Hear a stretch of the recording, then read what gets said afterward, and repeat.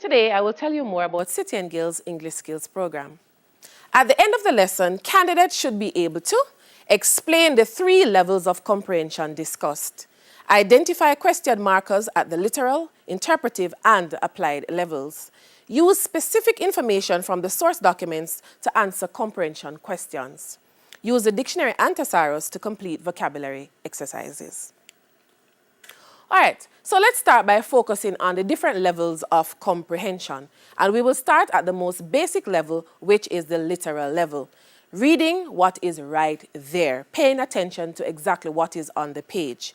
Here, the reader finds the answer in the text. The reader might be asked to do any of the following. You may be asked to identify the main ideas of the paragraph, recall details that support the main ideas, organize the sequence in which the main events occurred. Here are some examples of literal question starters. What happened? How many? How did? Who? What is? Which? Then we move to level 2, the interpretive level. This is where you read between the lines. Here, the reader interprets the information to find answers. The reader might be asked to do one of the following. Predict endings and anticipate consequences. State reasons for events and make generalizations. Here are some examples of interpretive question starters. Why did? What was? What do you think about? Can you explain? How was this similar to? And then we go to the 3rd level of comprehension, the applied level. And here you are going to read beyond the lines. So here the reader makes the link between the text and his or her experience and knowledge to answer the question. The reader asks open-ended questions to promote deeper understanding and to do the following. Make generalizations, make comparisons, make judgments, make recommendations and suggestions, make decisions, and create alternative endings. Please remember those 3 levels of comprehension. Now here are some examples of applied question starters. How would you? Do you agree? What would have happened if? How might? What effect does? If you were, what would you? All right. Let us zoom in on a stage 2 exam paper. This one is under the theme of employability. Are you ready? Let's get cracking. All right, so this is document 1. Remember, for stage 2, you get 2 source documents. And the title of this document is, Do You Have What Employers Are Looking For? And it is an internet article. And as I read the slides, you will see the evidence. It says, we often read news stories about how employers feel that applicants who have left school, college, or university lack the soft skills they want. Soft skills are transferable, so they can be used in many different types of jobs. They are personal qualities and attitudes that can help you to work well with others. However, this doesn't mean that technical skills and knowledge are not also important, particularly computer skills. Let's take a look at some of the most common soft skills. Here is the first heading, communicating.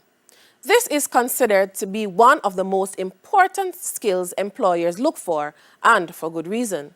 Skilled communicators get along with colleagues. They listen and understand instructions and put their points across well. And you'll see the indicator here that there's an extension you can click and read more. So we have evidence that this is an online article. Then the second subheading is making decisions.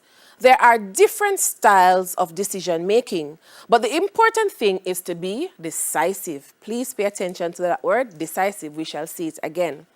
Gathering all the important facts, seeking advice, considering alternatives, being aware of consequences, these are all things that go into making a good decision. Showing commitment. Committed employees are dependable, reliable, enthusiastic, and they enjoy hard work. This means that employees need very little supervision or motivation to do their best and get the job done. being a team player.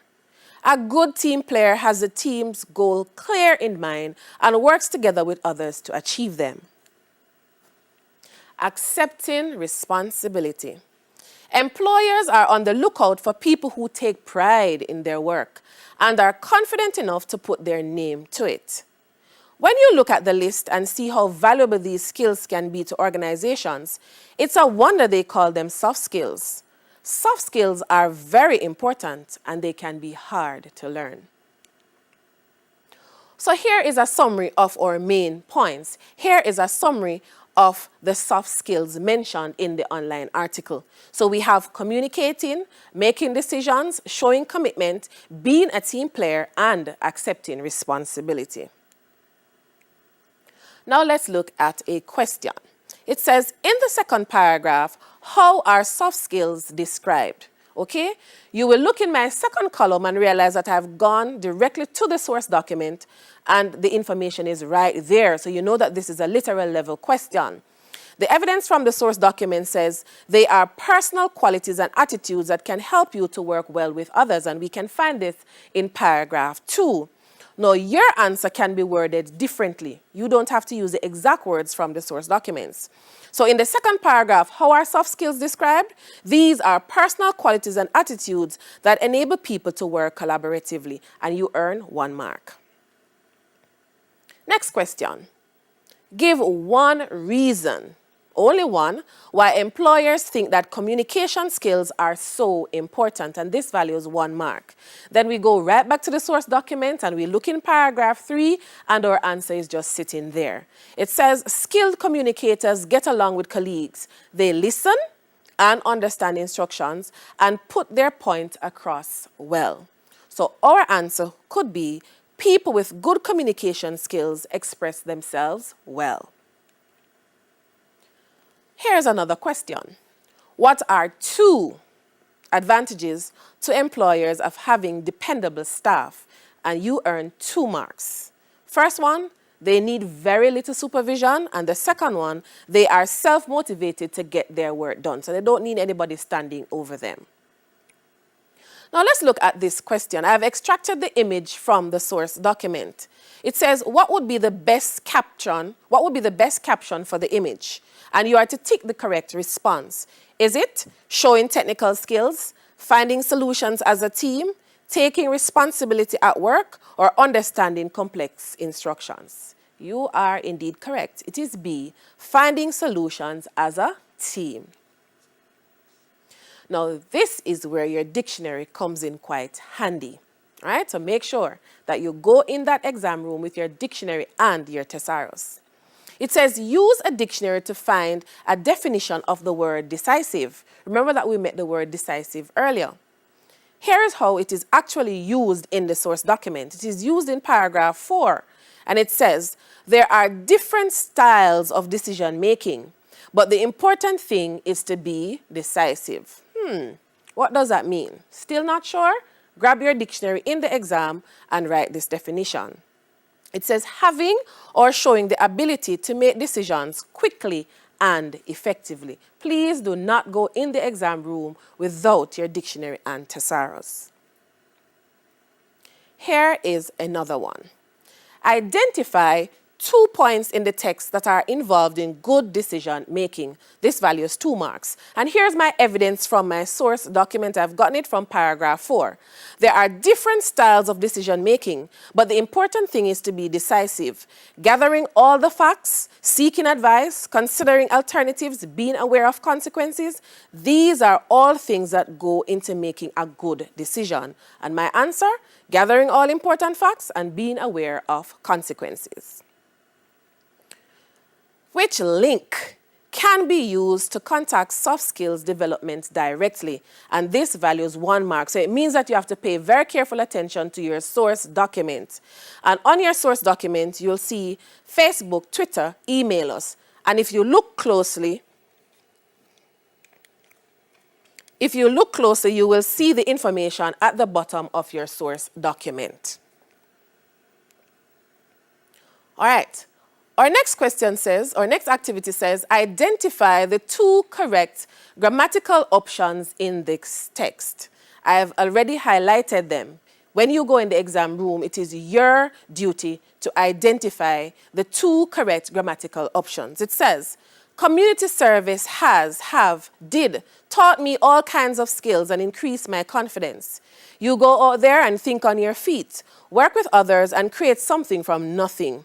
That's, this, there's what's life all about. And this is from Andrew Shue. And of course, our answer is, community service has taught me all kinds of skills and increased my confidence. You go out there and think on your feet, work with others and create something from nothing. That's what life's all about.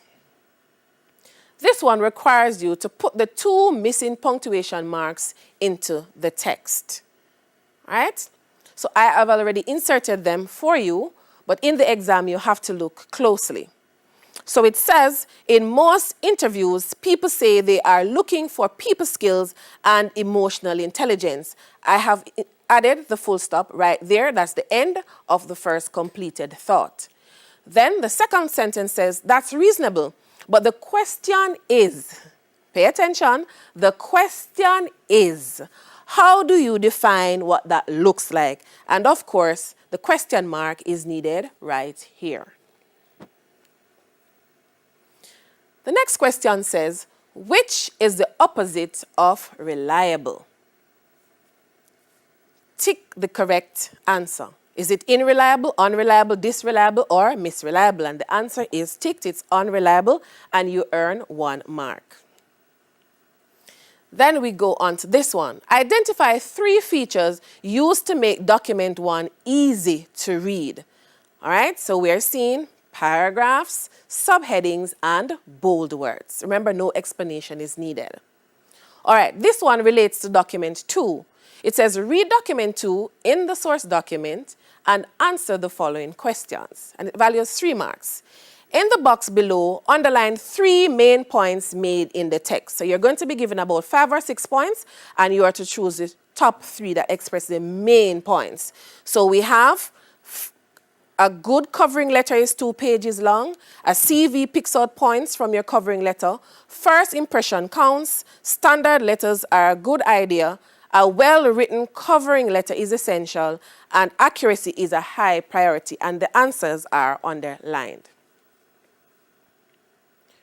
Now, this is the reading and the extended writing section. And remember, City and Guilds is very cohesive. So the theme that will be used, it will be featured in every single thing that we will do in that exam. Okay, so here for this activity, remember the theme for this paper is employability, and this is a stage 2 paper. It says, write a letter to a company that you would like to work for. Okay, you must explain why you would like to work for the company. Give details about your skills and abilities. Explain why you would be a good employee. So, of course, as I've said in previous lessons, that you need to use the space for planning to make your notes. So, in the box that is provided for planning, you are going to explain why you would like to work for the company. Just jot down the ideas as they come to you, and then when you're ready to write your letter, you can decide which ones you want to use. You're also to give details about your skills and abilities. You know yourself best. You know what it is that you can do well and what it is that you can offer the company. So make notes and then explain why you would be a good employee. What is it that you are bringing to this organization that nobody else is? All right? And so this has to be a formal letter. So remember, start with your address and the date. Then we get into the inside address. Then we go to the salutation, the body that must be written in paragraphs, and your complimentary close. Practice, practice, practice. Only through practice and more practice can you do something without conscious effort. You do it as though you're breathing. So only through practice and more practice can you do something without conscious effort. I believe that after all these lessons, you will earn your distinction in City and Guilds English Skills. Do you believe it? If you believe it, you can achieve it. Visit the City and Guilds website at www.cityandguilds.com to access your practice papers. City and Guilds has also emailed a set of 8 practice papers across all stages, stage 1, 2, and 3, to students who have been registered to sit the Math and English exams on June 11, 2020. School's not out. Continue to prepare for your exams. That's all the time we have for today.